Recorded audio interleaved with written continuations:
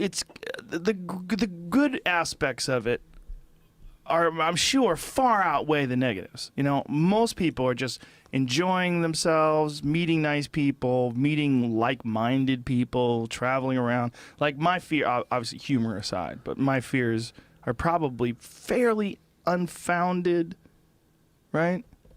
But isn't that kind of how it is with life? Like, most people that you meet, like the vast majority of people, are really pretty nice. Like, this is well-intentioned. Yeah, it's a really safe time to be a person.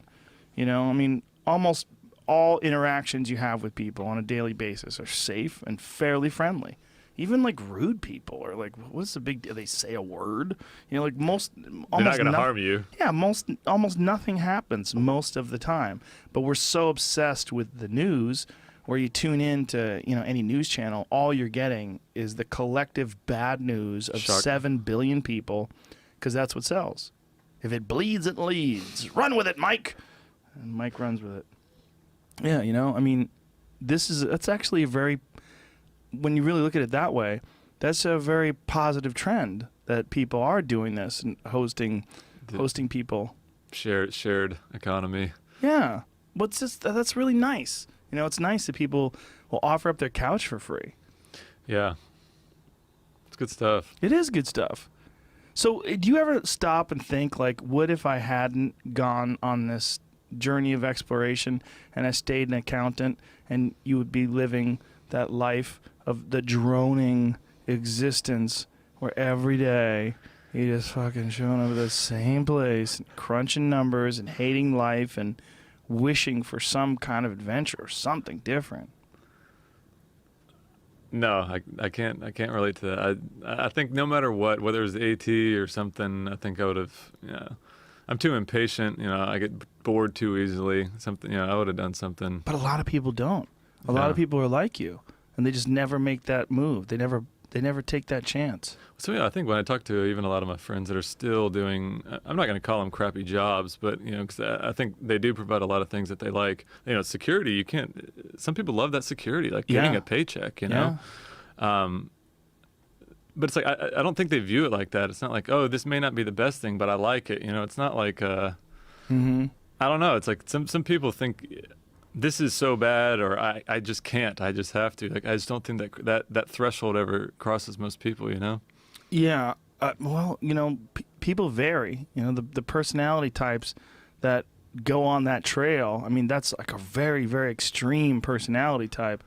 But I think most people have a certain amount of, if not wanderlust, at least curiosity. It's just a matter of how much of it do you nurture? How much of that needed do you feed? Yeah. Right? There's also a real problem in not recognizing the finite nature of existence.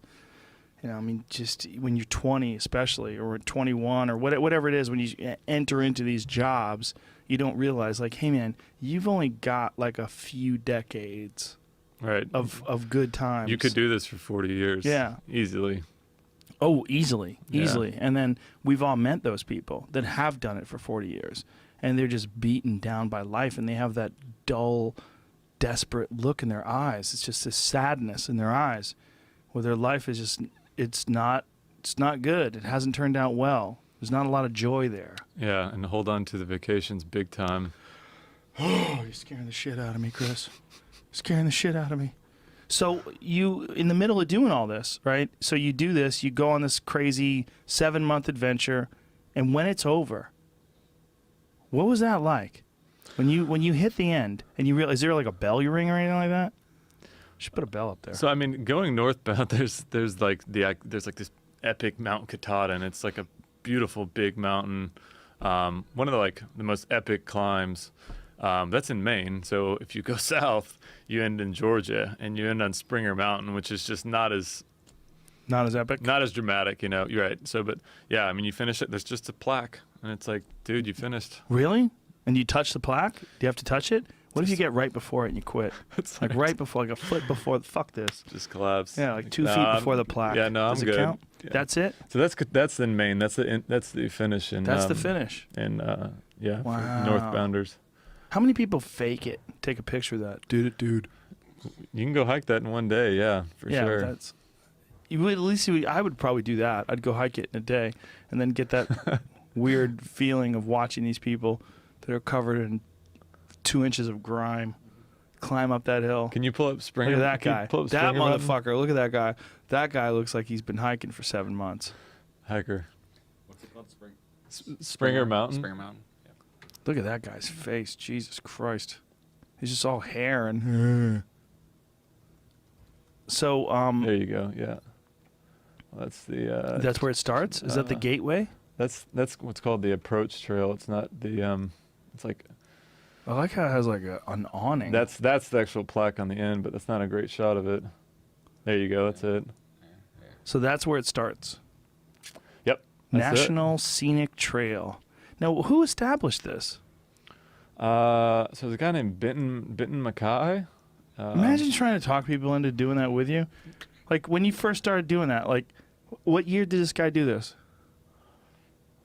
I know these dates, but I don't think. Let's take a the guess. 30s. So imagine 1930s, fucking Great Depression, that old deal. Those are the people back then. And this guy says, I know what I'm going to do. I'm going to walk all the way up to Maine, and I'm going to start a whole movement. A bunch of other people are going to do it as well. They're probably like, fuck you, dude. And get a job, hippie. Yeah, the CCC at the time was, helping construct all the trails.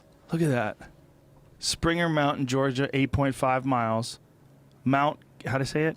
Katahdin, Maine, 2,108.5 miles. Those 0.5 are a motherfucker. That last 0.5, oh. So when you did it and you touched the sign and you're like, all right, I did it. I cried. Did you? I did. I literally collapsed. Wow. Like you fell to your knees? It was seriously one of the most emotional times of my life. I would imagine. I was just, even like that morning I woke up and I was just like, oh my gosh, this is ending, It's like so much, just so long. I'd been thinking about it from, childhood, and then it was like not only thinking about it for, a decade, but then it was actually hiking the darn thing for 6 months. And it was just like getting there. It was like, by that time, like I had stress fractures forming in my feet and, really? I was just in bad shape. I wasn't sleeping well because, at night it was getting down to 0 degrees every night and my sleeping bag was not cutting it. So I was just like, it was just a lot, man, Stress fractures in your feet, huh? Yeah, and I've had stress fractures from cross country in high school, so I knew what they felt like. I was like, this is coming. It's just a matter of time,